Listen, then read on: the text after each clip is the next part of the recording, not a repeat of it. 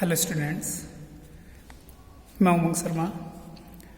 देखो बच्चों, आज हम जो आपका चैप्टर शुरू करने जा रहे हैं वो है आपकी कंपनी का एक अकेला बचा हुआ चैप्टर, डिबेंचर। देखो ध्यान से समझेंगे। सबसे पहले डिबेंचर को समझने से पहले हमें डिबेंचर के मीनिंग को समझना पड़ेगा। तो डिबेंचर हम बोलते किसे हैं? तो debenture means a document of a company indebtedness issued under the seal of the company and containing a contract for the repayment of the principal sum at a specified date with interest at a fixed rate।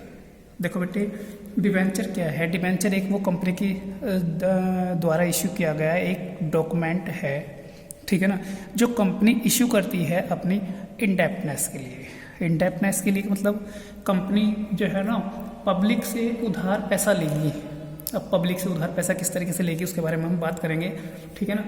लेकिन आपको फिलहाल ध्यान ये रखना है कि company से उधार पैसा लेने के लिए कंपनी क्या करती है? पब्लिक को ये एक डॉक्यूमेंट इश्यू करती है, ठीक है ना, उसे हम बोलते हैं एक डिबेंचर, ठीक है ना। और इश्यू करती है किस लिए?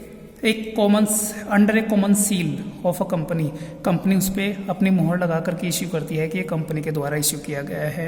एंड कंटेनिंग ए कॉन्ट्रैक्ट, उसके अंदर एक कॉन्ट्रैक्ट साइन होता है कि कंपनी जो है उसका रिपेमेंट करती रहेगी, चाहे तो वो प्रिंसिपल सम हो, ठीक है ना, एक स्पेसिफाइड टाइम बाद, 5 साल बाद, 10 साल बाद या 15 साल, 20 साल, जो भी कंपनी का कॉन्ट्रैक्ट टाइम होगा, ठीक है ना, उसमें कंपनी क्या करेगी? उसमें यहाँ पे एक टाइम फिक्स कर देगी कि उतने टाइम बाद कंपनी उसका जो है ना पेमेंट कर देगी। और पेमेंट खाली अब प्रिंसिपल सम का ही नहीं, प्रिंसिपल सम के साथ साथ उसके इंटरेस्ट का भी कंपनी पेमेंट करेगी, और वो भी रेट फिक्स होगा आपका उन डिबेंचर्स को खरीदने से पहले। हम जानते हैं कि डिबेंचर देखो होता क्या है, डिबेंचर चार्ज करता है आपकी एक असेट्स को, ठीक है ना। डिबेंचर की रेट कंपनी जब इश्यू करती है तो आपको पहले से ही बता देता है ये 10% डिबेंचर्स हैं या ये 8% डिबेंचर्स हैं, ठीक है ना। यानी कि डिबेंचर की रेट जो होगी उनकी इश्यू करते टाइम आपका जो कॉन्ट्रैक्ट नोटिस होगा उसी में जो है ना, या हम उसे बोल सकते हैं कि आपका जो एक प्रोस्पेक्टस होगा उसी में क्लियर कर दी जाती है, ठीक है ना। अब कंपनी इन्हें इश्यू कैसे करती है? देखो, सपोज किसी कंपनी को 1 लाख की किसी अमाउंट की रिक्वायरमेंट है जो company as a loan public से लेना चाहती है, ठीक है। ध्यान से समझेंगे। कंपनी करेगी क्या?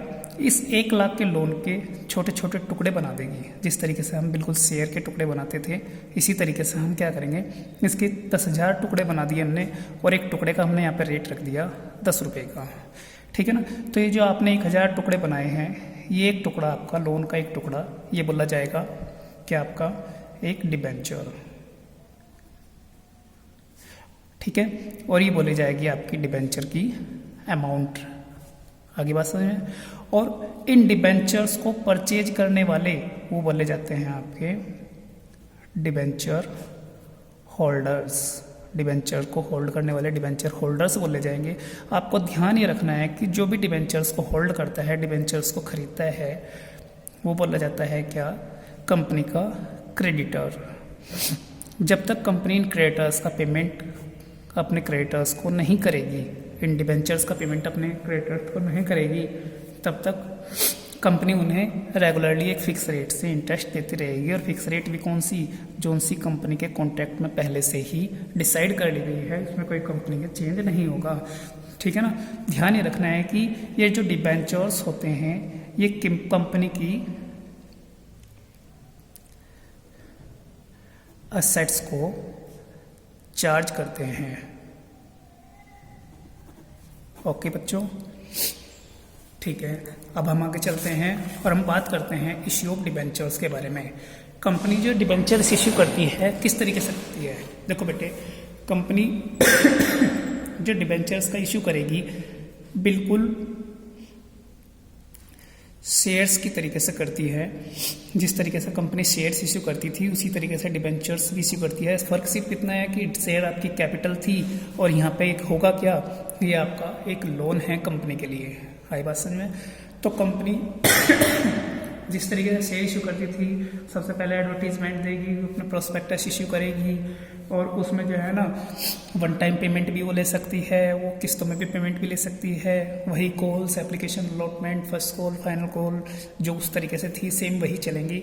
लेकिन आपको ध्यान क्या रखना है कि शेयर आपके केवल दो तरीके से इशू किए गए थे, एट पार और एट प्रीमियम। लेकिन यहाँ पे जो डिबेंचर्स हम इशू करेंगे वो तीन तरीके से कर सकते हैं। First at par. At par का मतलब समझेंगे, ये issue of share for cash पढ़ रहे हैं हम, ठीक है ना।